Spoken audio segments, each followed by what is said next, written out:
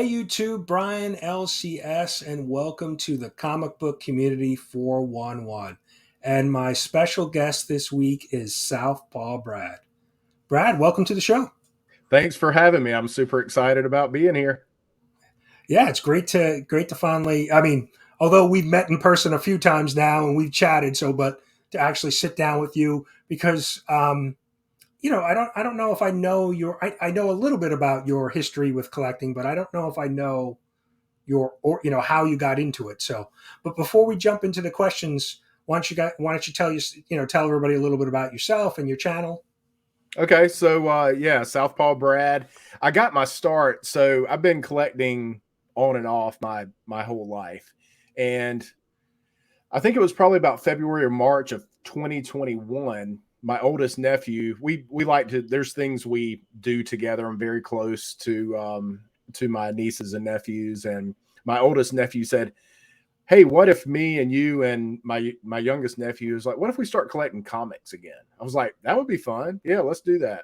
So he kind of initiated it, and we started going to the shops and started doing a pull list and doing all that, and it got me to like bring out my old comics and see what I had. I just kept them in my closet, and there's a lot of things that I bought right off the rack. I mean, when I was a kid, I heard you mention on another 411.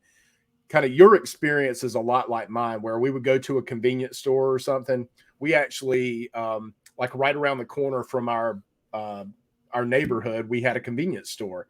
So me and some of the neighborhood kids would ride our bikes up to the convenience store and look at the spinner rack, the old metal spinner rack. And, even back then I was kind of conscious of the condition. I hated when kids would bend. That was the problem with the old newsstand versions, was the kids would, to see what was behind the book in Oh front, yeah, they yeah. would bend the books down. So it always had a spine tick in that area. But I've still got a lot of those books that I picked up at that along the way at convenience stores and stuff like that.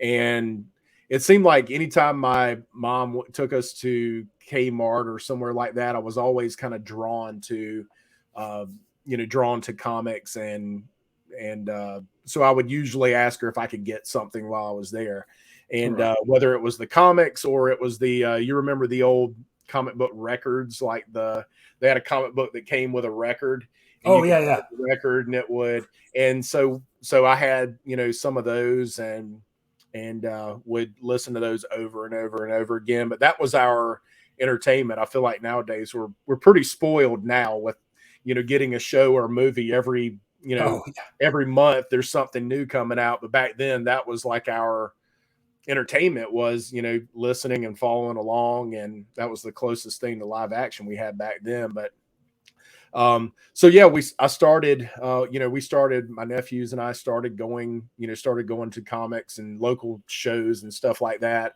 And I just happened one day to look up on YouTube and see, like, comic, go, search comic books or something like that.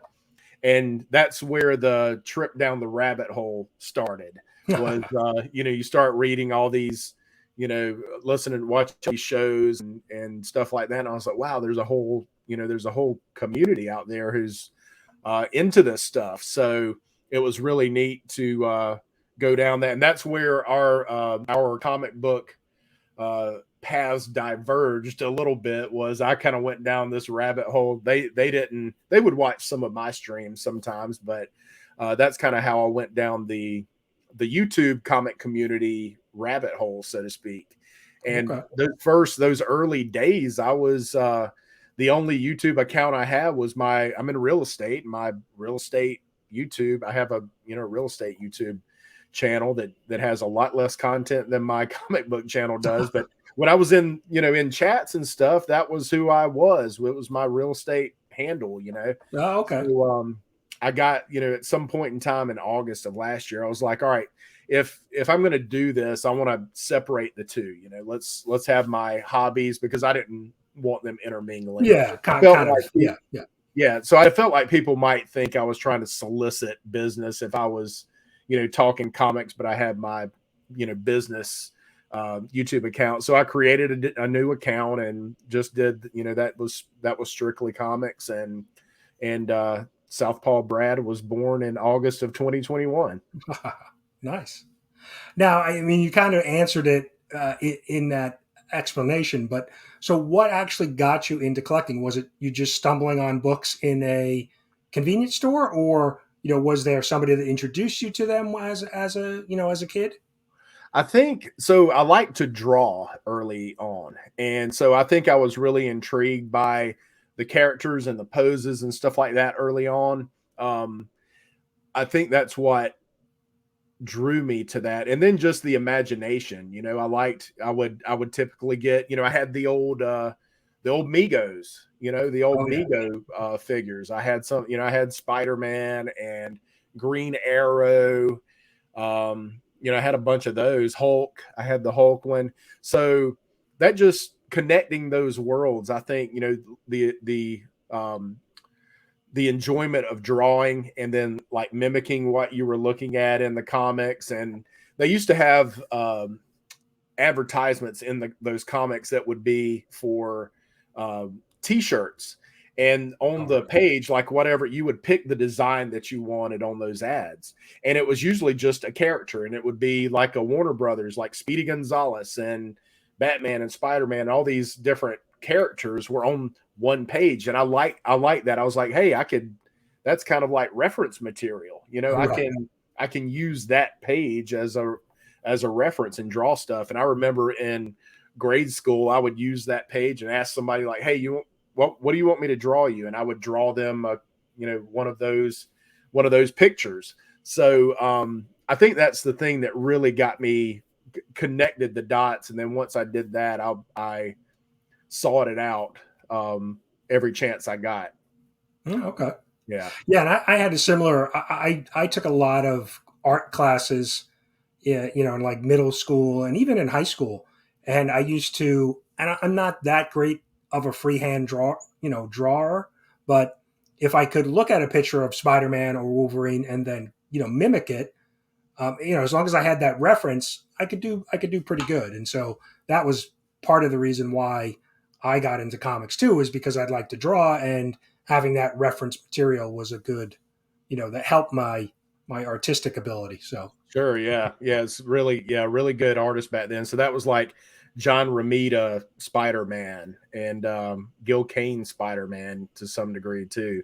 But I liked I like that. And you mentioned something in a previous 411 that I can relate to, and it was that when you go to a convenience store and buy books, you don't know, you might have 3 issues in between the one it's just oh yeah. dependent on when you can go. So you're not buying runs, you're buying, and so for me, I would go, and a lot of it was dependent on the cover. Whatever cover looked the coolest was I got to pick. I could pick one, so I would have to decide, which one I targeted. So yeah, it was a lot of fun back then. Yeah, I mean, I had no concept of how frequently the books were published when I was a kid. It was just if you happened to go to the convenience store or the supermarket, you would look, and like I said, whatever was available, you would pick up a book or two. So yeah, it was no. I'm trying to think when I actually learned a little bit more. It was probably when I started to drive or go to an LCS. That I realized, okay, these are published at a certain frequency, so I need to come back here every 3 weeks or every month to pick Right. up the new book. So. Yeah. Yeah. So you mentioned it a little bit. So how did you make the leap to actually? So you started watching content on YouTube and seeing the comic book community, but then how did you make the leap to say, all right, I'm going to start my own YouTube, comic book channel? I think it was I think the more I did it and the more I was in chats, I felt like I had something to share. Instead of just being in the chat supportive and talking, and a lot of the channels I watched were big channels, so I was I didn't have you kind of get lost in those chats a lot of times. So Oh yeah, because the you chats know are moving in some of those larger channels with, if there's 100, 150 people in the chat, it's, yeah, the chats yeah, move quick. Yeah, and some of those guys, I mean, like Lords of the Long Box was one that I watched pretty early on. At the time they had about 5,000 subscribers. So, and you do some of these and 150, 200 people in the chat. So you just kind of got lost. And I was like, I think I just felt like maybe I had something to share. And so that was the whole thing. I mean, I obviously liked buying comics once I got back into it. And so that was the thing that kind of, I said, well, I'll take a shot at it and see Right. see if it takes off. So, And do your nephews, are they still collecting, today? I know you said about a year ago you got back in with them. So are they continuing? yeah, my oldest nephew still does. He had a baby a couple of weeks ago. So he and his wife, I think he and his wife decided that maybe he should suspend his pull list for a little while. But yeah, we were meeting up there on a weekly basis for a long time, and he's submitted things to we have a guy here locally. I haven't used him yet, but there's a guy here locally who does pressing, and then they drive books down to CGC and submit them. So they'll take a big, do a big order and drive it down to expedite it a little bit. And so he's submitted books to CGC and stuff. So he's still very much, it's a thing I think he's going to circle back around to, because we enjoyed doing that together so much. Right. Yeah. Yeah. It's funny when you mention nephews, for some reason, I'm thinking, they're younger, teenagers, but, I have nieces and nephews that are, in their 30s and have families. And so it was funny that you said, oh, he just had a baby. So it kind of clicked like, oh, he's older. Yeah. And that was the cool thing, it wasn't just, I think it's interesting doing the hobby older, with older nephews. Cause I kind of dabbled in it. I mean, if I was buying like toys, or I would get like Star Wars toys, and I might have multiple copies of each one. So maybe like 2 Luke Skywalkers.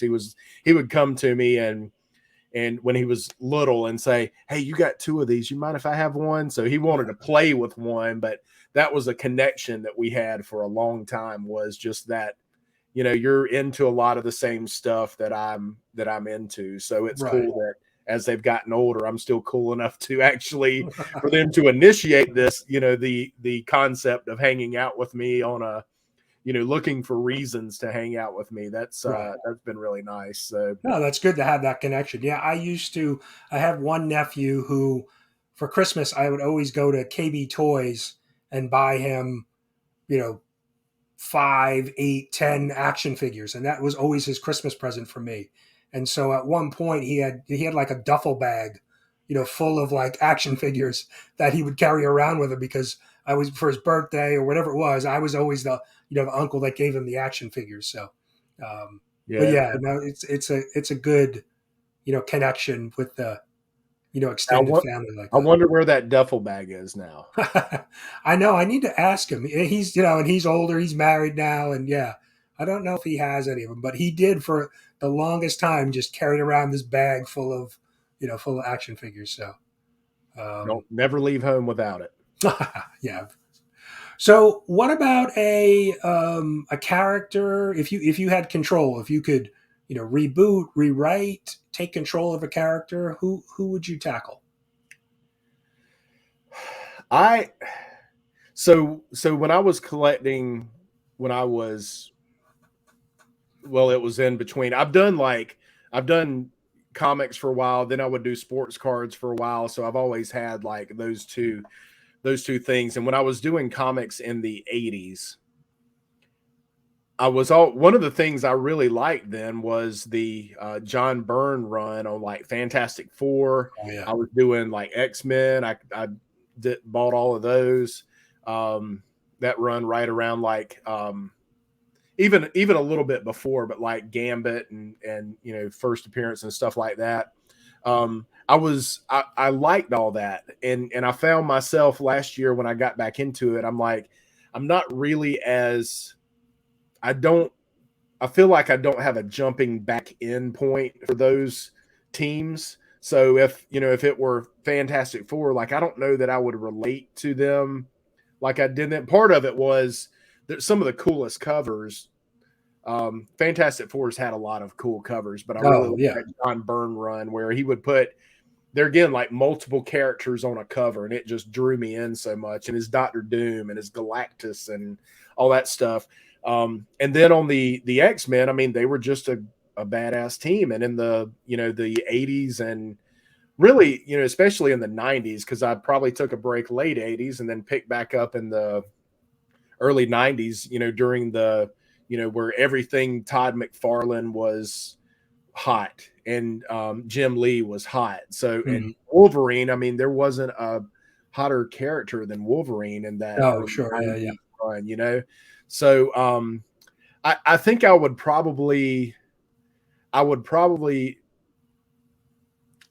probably say the X-Men in general. Just like I really don't feel like I could jump in on the X-Men right now. It seems there's too much going on, and I don't feel like I could jump in right now and know, like get a grasp of what's going on. It just seems like a lot has happened since I've been into them. And I think I would probably take that team and just like normalize it a little bit and bring it back down some and not have all these. It just seems like a lot of well, with the regeneration and the Krakoa thing and all Oh this right. stuff, Yeah. I don't really I don't really get it. I don't have a grasp of what exactly is going on. I would like to like them again. A lot of the I collect a lot of first appearances, and a lot of those appearances are mutant characters. So I would probably kind of just like maybe not. I don't want to say dumb it down, but just kind of like there's so much going on. Let's reel it back in a little bit, Make it and simpler, right? Yeah. Kind of right. a yeah. Yeah. Yeah, and they've got some really cool characters. In fact, my idea for one of my a video here coming up is I'm going to do the top 10 mutants and show the first appearances, but it's going to be mostly like it's not that tier 1. It's going to be like tier 2 and 3, like some really cool characters that they've continued to use, but I think could really be a bigger part of what they've got going on. But I would probably do something with them. Let's reel it back in. Let's get them back to. I don't feel like they're the flagship like they were back then. Hmm. With that Okay. Jim Lee run of X-Men, I'd like to see them be the flagship again. It's same with Spider-Man, which you've been watching your reviews. The especially I'm collecting the current run. I've not started reading it yet, and for that reason, I didn't watch the reviews because I do plan to. Right. Okay. Yeah. I Yeah. think Spider-Man 2 could be a guy that they, let's let's reel things in a little bit and get some good solid storylines and get going. Yeah, it's kind of like get it back to basics, right? Yeah, just tell a good story. It doesn't have to be so crazy. Because I jumped in. What was the recent X Lives of Wolverine or X Deaths of Wolverine? And I picked up a few of those issues and I started to read it, and I was lost. And so I really couldn't get into. I enjoyed the artwork. There were some really great covers, but I couldn't kind of find my spot with it because it was just referencing things that I had no knowledge of, past events and things.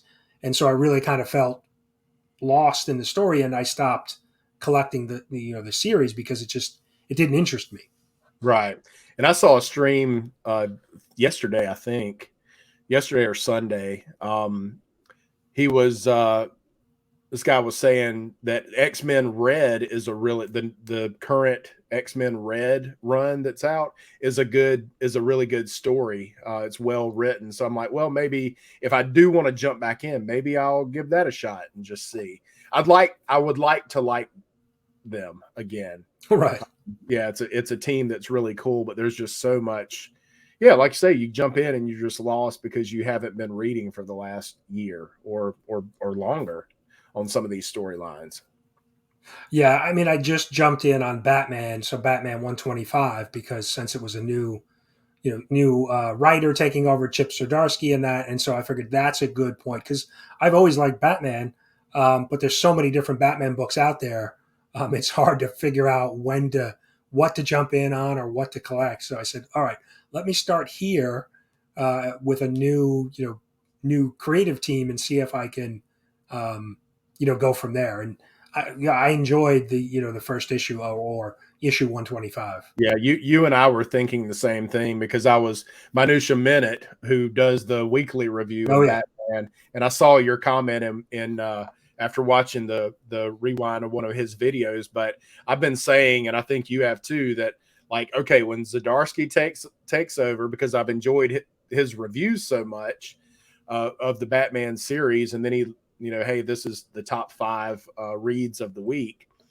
I said, all right, when Zdarsky takes over on Batman, I'm going to start pulling it. And just so you know, so Detective Comics, I think it's issue 1062 coming up. Ram V is going to start writing that one. So that might oh okay, Detective that might be Comics, a good jumping in point too. yeah, Yeah, yeah, because Ram V's like my dude now. I mean, I read a lot of stuff that he's writing. Radio Apocalypse has been interesting, but he's done Swamp Thing. I mean, Swamp Thing was supposed to be 1 through like 10. It was supposed to be 10 issues, right, and that did so well they extended it 6 more issues. So they're at about, I think, 14 right now. So that's coming to a close. So, but that's been really, his writing is just it's poetry. I mean, there's several. I think it's like issue 12 or 13 where a lot of the commentary is thought. It's like what Swamp Thing is thinking. He's thinking to himself, and that writing, I'm just like, wow. I mean, I'm just blown away. It's like poetry, and the art mimics the writing so well. It's just that dreamy kind of feel to it. The art's been really good on that one. I think he's writing Carnage as well. I think. Yep, and I'm picking that one up too. Yeah, and I've really enjoyed that. It's more of like a horror based story, because obviously Carnage is Carnage, right? So, but and I'm not typically a big horror fan, but I really like the storyline so far in the new Yeah, because Carnage series. he doesn't have a host, Right, and and he's basically going after people. I think he's trying to kind of take on their. Well, he's using people instead of using them as hosts. He's using their abilities more right. so. He's trying There's to, been yeah, some interesting. I won't spoil it for anybody, but there's been some interesting cameos in this run of Carnage. So yeah, Ram V has been he's been one that I've really enjoyed so far. yeah. No, like I said, the Carnage run has been really really good, and that's interesting. I didn't know that about Detective, so I'll definitely have to take a look at Yeah, I think it's take a look at that. 1062 coming up. That should be interesting. I would imagine if his writing style holds true, he'll really delve into that detective aspect of Batman. Thinking through the process and stuff. I've really enjoyed that. And who's at the top of their game more than Chip Zdarsky right now? I mean, he's writing Batman, he's writing Daredevil, and Daredevil, then he's right? Yeah. got the independent public domain. Oh Uh, yeah, yeah. I just actually watched a review. I think Evil Mike did a review of yeah, that, and so that wasn't a book that was on my radar. But after watching his review, I said, "Wow, that sounds like something I'd be interested in." So yeah. So I picked it up. I just watched Mike's review on that today and was like, all right, well that confirms that's another right. one I want to check out. So Well, and that's the great thing about the reviews that people do within the community is it kind of gives you a sense for, well, is that a book I'd be interested in? Should I pick that up? Or you can just watch the reviews and get a good sense for the storyline and not have to buy the book. right. Well, So and I've done that. if you trust their Right. opinion, I mean, they've as much as Mike just got back into it, but as much much content as Mike was reading and reviewing, it was fairly easy to establish the credibility on his end. Oh, As far sure. as Yeah. like, hey, he read this, gave it good marks, and I read it and I like it, so I'm I'm on board with what Mike says on his reviews now. So shout out to Evil Mike. Yeah, it's good to have him back because I always enjoy because a lot of times he's reviewing books that I may not read. So it's either, oh, maybe that's something, like I said, I should pick up, or no, that's not for me. But at least I still get the kind of summary of the story. So which is nice. It's easy to do YouTube and think about the sizzle, but what people want is the steak. It's his content is as bare bones as you can get. Just like you see, he walks into the frame to start. I'm recording now, and then he walks around. But it's just a scale back, and that just tells you that the content is so quality that you don't need Right. transit. Yeah. I love the bells and whistles. I love that stuff. But it's really about the content. It's about producing something that people want to see. And so us as content creators, we have to always ask, like, hey, what do you think I'm doing well? What do you think I need to improve on? And I had a little run where I was doing my the wall is, there's a third stack starting. Yeah, it looks like it's getting bigger. Yeah. Yeah. So the wall, it started out, I was doing them live, and then people wanted to hop in, so it ends up being an unboxing slash speculation type show that turns into a community hangout within Right. about Yeah. 30 minutes. So but I listened and I did a few because I was like, God, I think these are getting too long. I'm just going to pre-record them and post them. And Marcus hit me up, circumstances, and he was like, dude, you got to go back live. That's your strength is live. So, I've got like 131 subs, but I could have, 12, 15 people in the chat. And I'm like, that's pretty good, pretty good return for the number of subscribers I have. I like that I've got, 10% ish of Right. Yeah. Yeah. my subscribers are watching whenever I do a live stream. So I took his advice and went back to it. And but we're here to like help support each other and help each other to grow. So listen, if you're watching this and you're doing content, comic book content, or you aspire to do that, find out what your strength is and ask people if, hey, is there anything you want to see? Is there anything I'm not doing that I should be doing? Yeah. No, that's good. The feedback is always right because if you just a lot of times I know I'm just throwing stuff at the wall to see what sticks, and having that feedback from people that are watching your content is valuable. It's one of the things I've been thinking about is maybe doing a live stream and just have a roundtable where we talk about different strategies or just different aspects of creating content on YouTube within the comic book community to kind of just, spitball some ideas to see what people find, work or doesn't work, or what, like you said, some of the chat, what they enjoy watching. I think that would be interesting for content creators, but also people who watch content creators to see kind of peek behind the curtain, so to speak, like what goes into this. Cause we think we just like, hey, let's prop our camera up and do it. But there's a lot that there's, whatever level you're on, there's an investment involved in doing this, whether it's StreamYard or lights or, microphone Right, or whatever. Right. There is an investment involved in it, and there's time that goes into it. If my early videos, it was just, wherever YouTube decided to, whatever they decided to, YouTube decided to use for my, thumbnail. Thumbnail, yeah, Thumbnail, whatever yeah. it was. So it could be me with like, one eye closed and my mouth all, but it's, as I went along, I was like, all right, I need to use that as a marketing tool, a pretty, a nice thumbnail that'll draw people in, that talks a little bit about. So you just start, and that takes time, and there's times when I'm like, I should do a video, and I'm like, I don't feel like doing a thumbnail for the, Right. to Come up with the promote it. description and Yeah, you don't think about all the Right. marketing that goes into what you're doing. I mean, if you want people to see, you've got to let them know that hey, I've got something coming. So if you're interested, keep an eye out.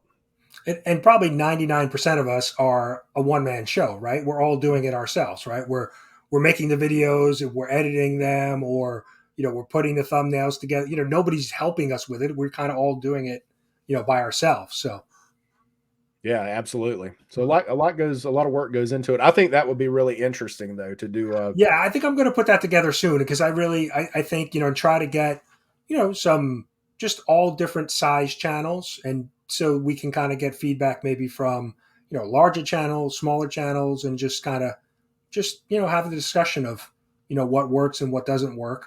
And it'll be interesting, how the chat reacts to see what they, what they like and what they don't care for. So. Yeah, because the panel can only be so big. You want to pay attention to the chat also Oh, to sure. see there's going to be some real gems in the chat as well. Yeah. All right. I'll sign you up for it. I'll put your name down. I'm down. Yeah, that'd be fun. That'd be a lot of fun. Well, and this is one of the reasons why I wanted to do this type of show, an interview show, because two reasons. The main reason was to get to know other community members, but then it also gives me a structure. I have a format of, all right, I can produce these as long as I have a guest. I could do these weekly, and so it gives me a very formatted, content creation. So it makes it a little bit easier for me, because and then two, viewers know what to expect. They know, I'm going to have a guest on. We're going to talk about a certain things. So it was one, and it's one of the shows that I like to watch, or really I don't watch, I listen to. Any Small Town Collectibles does his 10 questions, and even some of In the Hot Seat, Gary B's show. It's a show that I can just listen to, like when I'm doing stuff around the house. I can put headsets in and just listen to it, because I don't have to be tied to watching it, because we're not showing comic books. We're having a conversation. So it's a good. Your 411 is a good example of the amount of work that goes into it, because you've obviously laid out with the the names below Right. and this is pre-recorded, so hi to the chat, but this has already been recorded, so I don't know if it's okay to say that or not. Oh yeah. No, I don't make any. And that was I mentioned that to you before we even started recording. Was I don't like to do this type of show live, because you want to be so involved with the chat, and then it's not distracting, but you have the balance of talking to the guest or the panel, and then being mindful of what's being said in the chat. And so for me, this interview show works best pre-recorded, because I can just focus on the guest. And then we can get comments, or if I usually premiere these so that people can interact as a live chat. So well, yeah, that's what I was planning on doing. Is I'll just watch it on the premiere, and then I can comment when people, if people have questions about something I've said, or I'll right, be there in and the that's chat. what I do. I try to be. I usually premiere it on Fridays at 10 a.m. so that I'm usually available then, so I can kind of sit in the chat and interact with others that are watching it as a premiere. So Yeah, yeah, that's so a good idea. far, so far so good. It's worked. So okay, let's move on to your next question. What is one thing that you dislike or don't care for with comic book collecting, or YouTube, the YouTube community? Just one thing that's maybe not your favorite in the hobby. I think in the YouTube community, I think the good outweighs the bad. There are some negative aspects, but I think by and large, you're talking about 99% of the community is supportive, and that's why I encourage everybody. When I'm doing a live stream, I tell the folks in the chat, I will meet you one day. That's the plan. I mean, the plan is to get out and do this stuff. I'm in a cigar group as well, and back in May, since things are opening back up, we just had a get together in Texas in May, where a bunch of us up from all over the country converged on Arlington, Texas, and hung out for a long weekend. And I plan on doing comic books the very same way. And that's where you see, when you get to meet these people in person, and reinforces what you already thought about them. Um, that I would encourage everybody to try to do that. Get out and do the hobby. Marcus has talked about this, but do the hobby. The hobby is a lot more fun when you do it with people. Oh yeah, Um, sure. so I don't have a lot of gripes about that in general. There is some negativity, but by and large, I think it's a positive. It's a positive community. Probably the one gripe I would have about comic book collecting is I think the whole variant cover thing has gotten out of hand a little bit.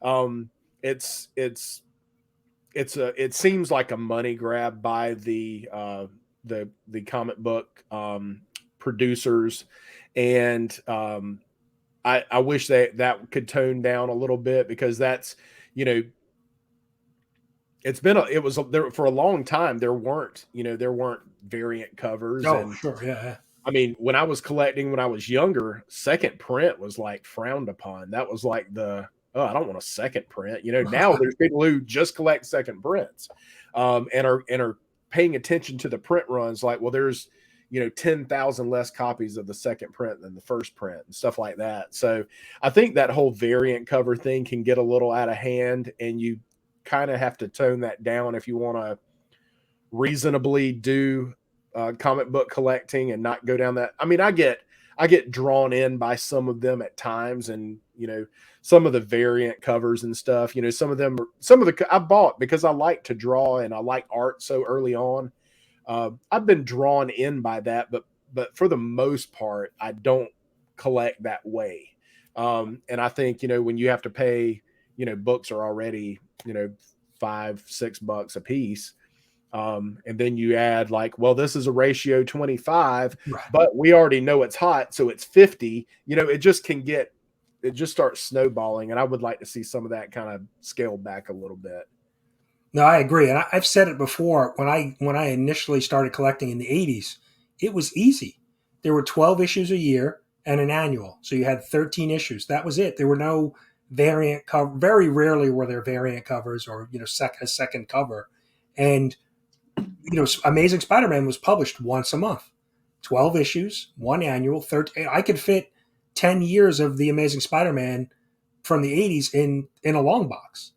Because there just 10 years, it was $130. And It now was what is it? 4 months of well, right now they're like three a month, I think.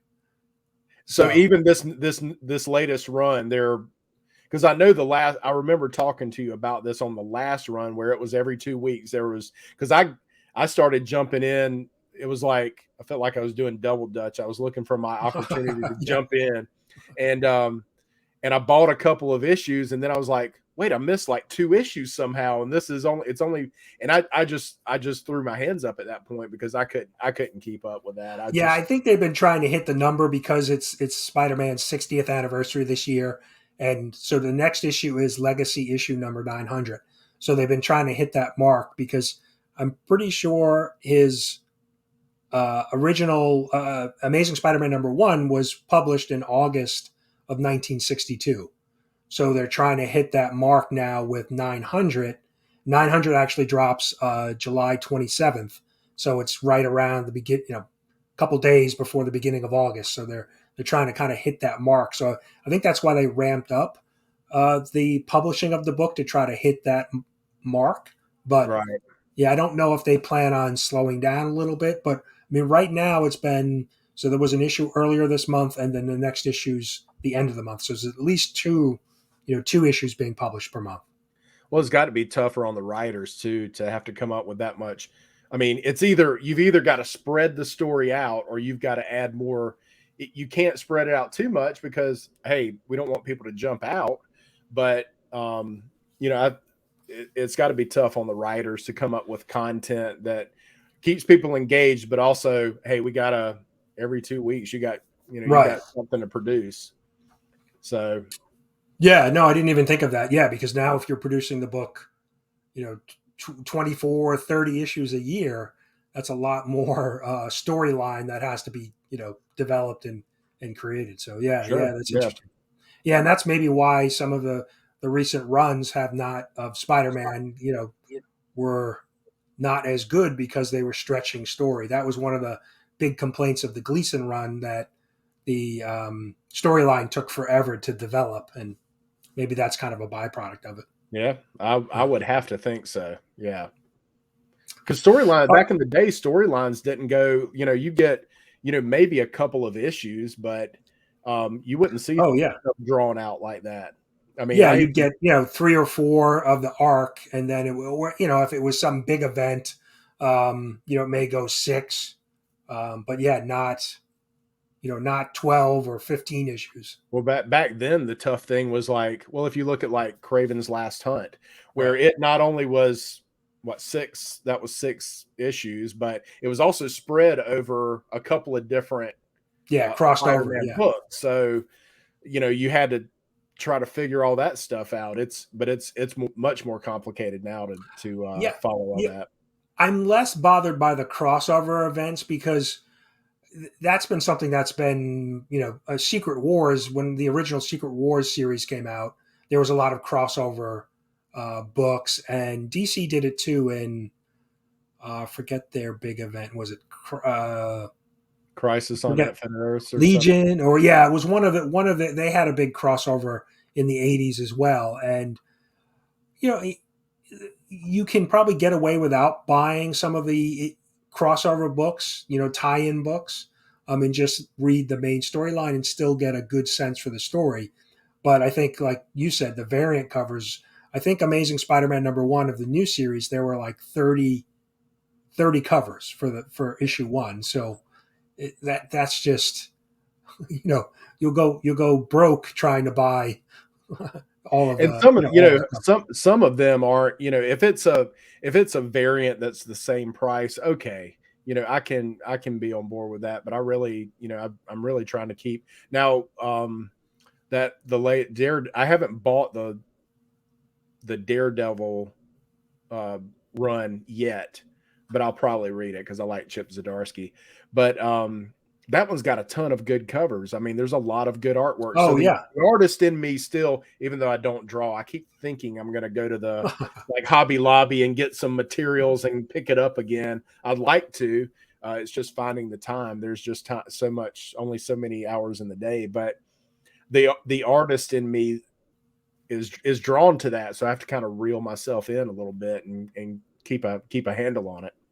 Yeah, no, I thought the same thing with the recent Daredevil.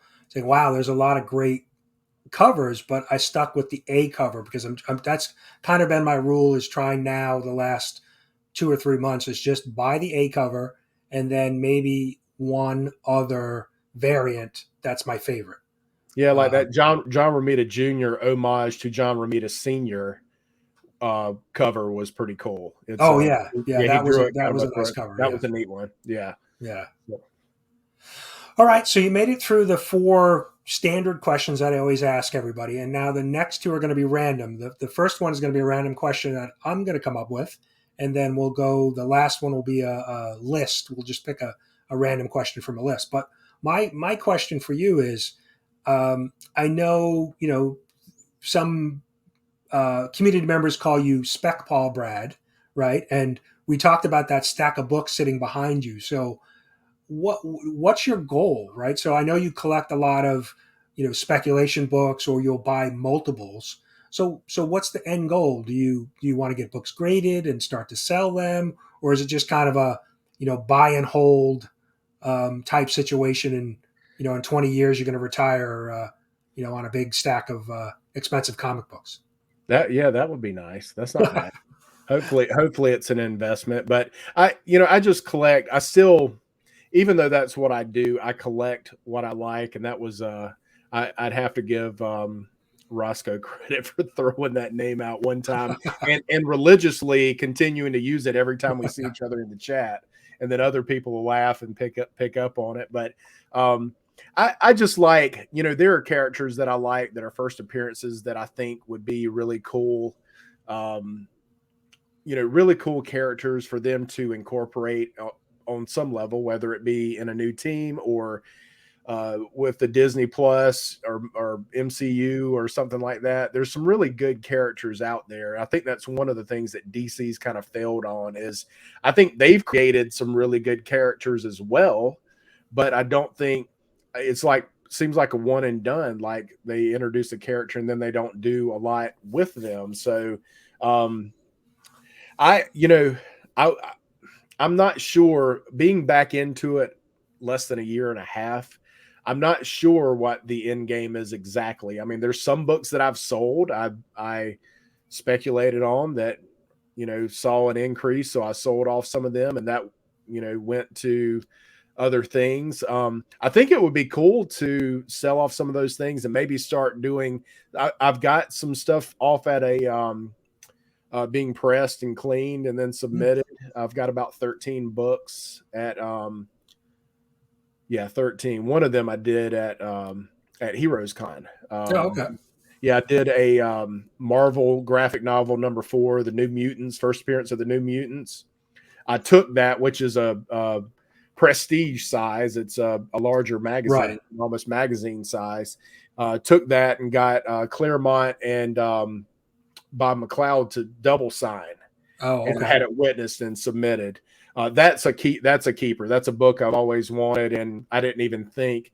I swear I got back from Heroes Con and somebody posted. I watched a thread and it was Ultra Maximus. He said, "Man, one book I would never have witnessed and sign at a convention is New Mutants graphic Oh, novel geez. because it's all black and it just holds fingerprints." And I'm like, crap. But I was like, I don't care. It's double signed. I'm getting it preserved. It's a book I've always wanted, and it's nostalgia. I mean, I had their first title, their first series. I had a couple of issues of that #1. And I just wanted this for my collection. So there are some books that are strictly for my collection. Some maybe I don't know, maybe I'll sell off some of these things and roll it into like maybe graded books from my childhood or something. I've Right.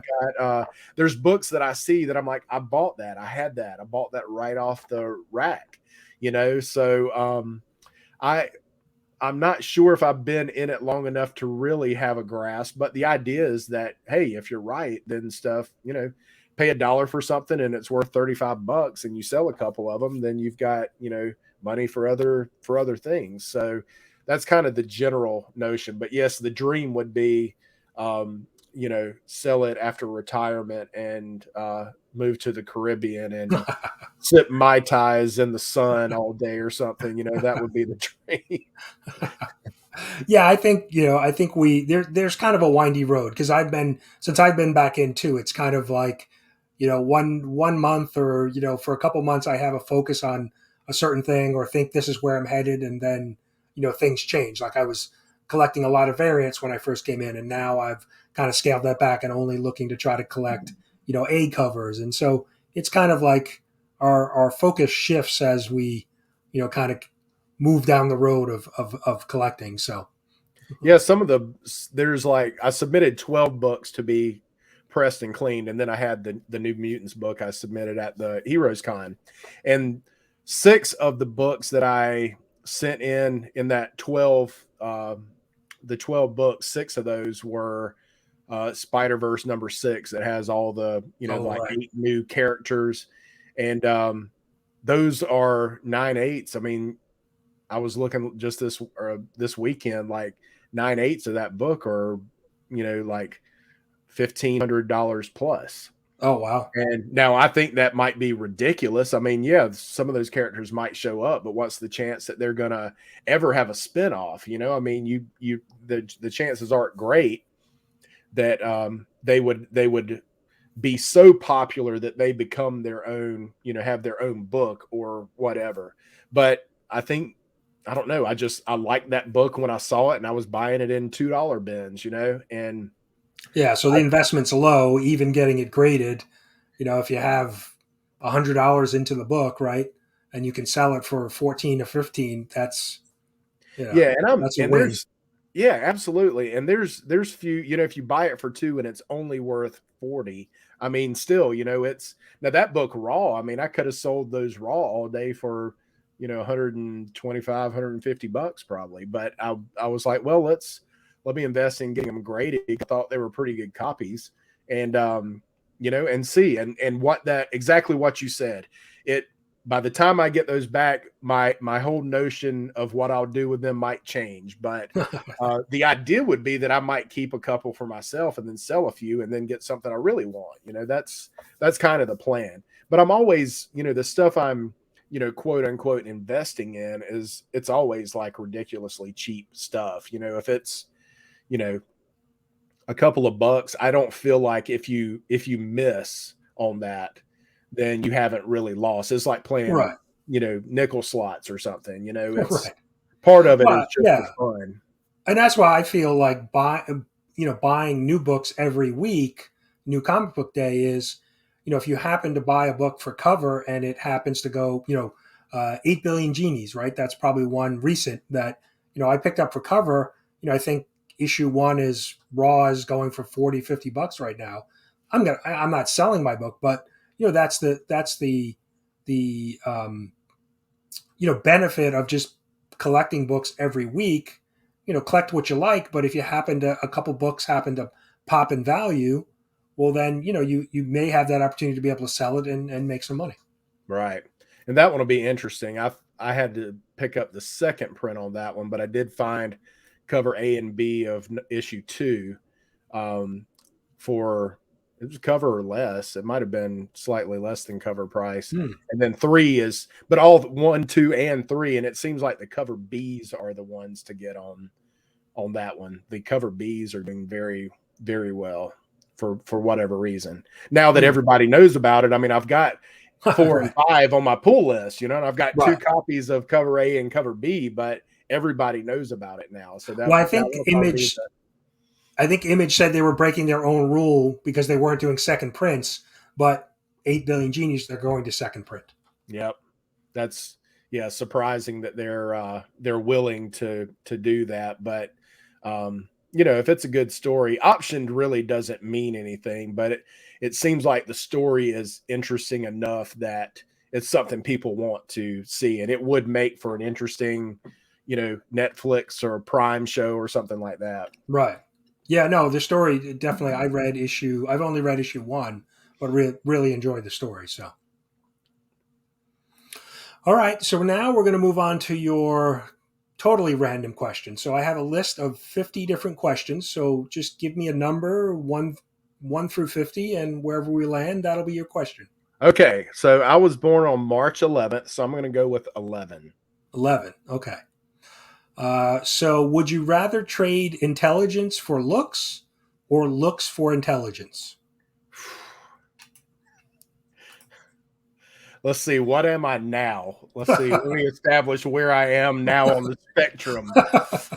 I think I'm not the smartest, but I'm probably smarter than I am better looking. So perhaps I would trade the I don't think you have to be all that intelligent to make it in this world, but you do have to be pretty. So I would probably gladly trade the intelligence for the looks. I mean, you could be, an Instagram, influencer. So Yeah. Who cares? Who cares how smart you are at that point? Yeah, there's a lot of dumb people making money in this world exactly.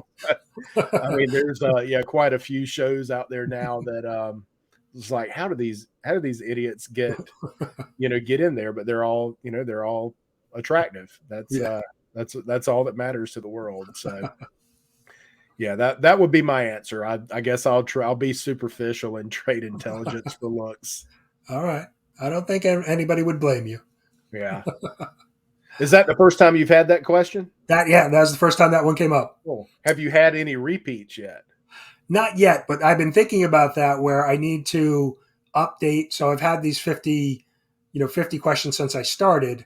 And, I think that, if people are watching to see that question and then come on, they could say, oh, well, I know Brad picked, question 11. So I know what that question is. So if I want to answer that, I can pick that number 11 again. So just jumble the question. Yeah. So I'm going to have to either shuffle them around and then, or add some, mix in some new ones. So, yeah, but yeah.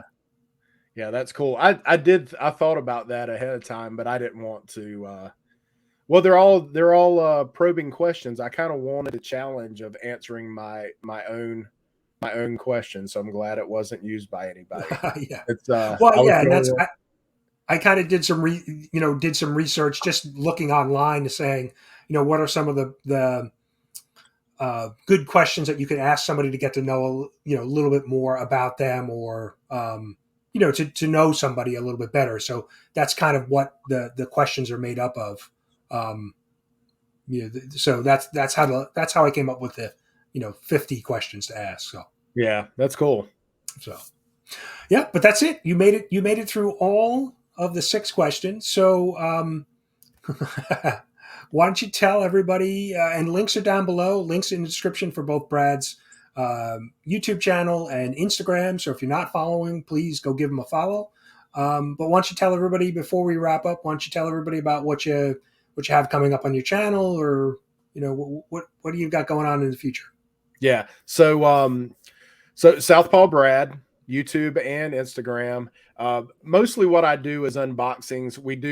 I enjoy the chat. I like the people. There's a lot of the same people show up. So if you're there strictly for content, I try to stay focused, but it's important to me to interact with the chat. I think that's what people like about the channel. So I will, if you comment, I'll mention you, and we'll have a conversation. I like the conversational part of what we do as content creators.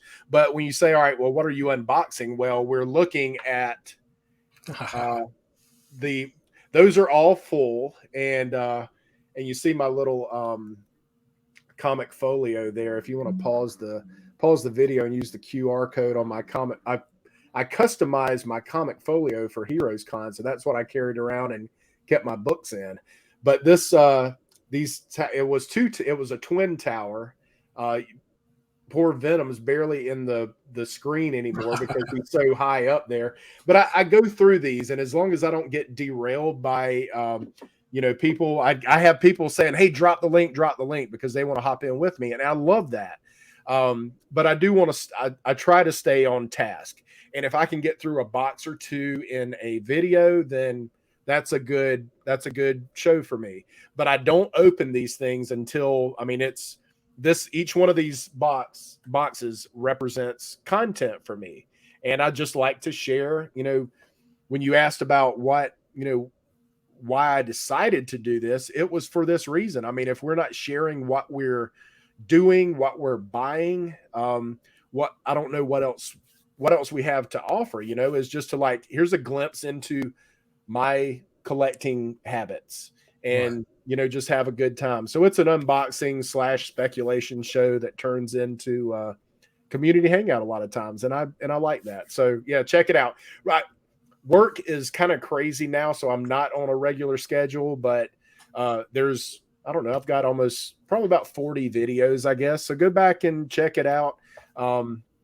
Strange things happen during those live streams, and there's something really interesting happened on the latest one. So but it's a lot of fun. I think it's a fun channel, and I think it's a cool hangout. What you see is what you get with me. When you meet me in person, this is who I am. You could certainly attest to it. I can vouch for that. Yeah. So what you see is what you get. I'm a down to earth guy that enjoys a hobby that, if you're watching, we have that in common, at least that in common. So yeah. I think you said it recently. I think I heard you mention it about Tylox. The first time you knew him on YouTube, and then the first time you met him, he drove to your house. He used the bathroom, and then you guys jumped in the car and went out. And same thing, like we knew each other online. Then I came down to visit in South Carolina, and we met up. We got together. We had lunch. And then you hopped in the car and we were digging. Yeah. Yeah. And not long afterwards, I got COVID. So the first time that was I don't know if I got it at the movie theater, but me and Tylox made a day of that. So after you went back to the family and everything, he was like, yeah, you guys went to. What you got? Yeah, he was like, what you got going on? I was like, I don't have anything planned really. It was New Year's. That was New Year's Eve, right? Was that the first or second time you were? Yeah, I think it was right around Christmas time, right? Yeah. So, after you left, he was like, he was like, "Hey, I haven't seen Spider-Man yet," or something. I was like, Right. "Well, Yeah, that's right. You I've guys been went to wanting see to see it Spider-Man. Yeah. again." Yeah, so we went to a cigar shop, had a cigar because the movie started a couple hours later, and then went and saw the movie, and then he left, and that was. But that's, I mean, you guys are the same in person as as you are on your channel. You're authentic, and that's what everybody loves about you, Brian. You're the same way. Well, that's thank you. I appreciate that. But yeah, I mean, I was going to say too, your stream, it's you start with the unboxing, but then you're telling about reasons why maybe bought the book or why you're specking on a certain book, but then others want to jump in on that conversation. They want to tell their piece of the story on why they think that book is a good spec or not a good spec, and so that's how your live streams just turn into the hangout because everybody wants to kind of share their opinion on what you're sharing. Yeah, yeah, that's a good point. I mean, I like to, yeah, not only share what I bought, but why. Why did I choose to get this? What's the significance? And it might be, a lot of what I buy is based on price. If I can get a cool first appearance for a couple of bucks, it's not much of a gamble at that point. The upside is much greater than the investment. So yeah, I like to share why I bought what I bought, and yeah, and have those conversations with folks. So I appreciate that. Thank you. Oh, you're welcome. Yeah, you're gonna with the amount of boxes you have behind you, you might have to take like a week off and just do continuous live streams. I'm trying to keep my foot on the gas with the real estate thing. So who knows? It's as Yeah, crazy yeah. now Got to as it.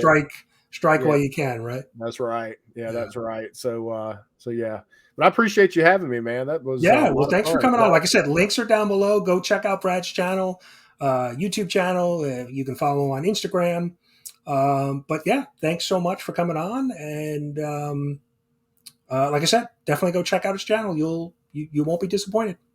Yeah. Thanks a lot. Thanks a lot. Thanks, All right. chat. Appreciate you. Thanks, guys. Yep. Thanks for watching. We'll see you soon.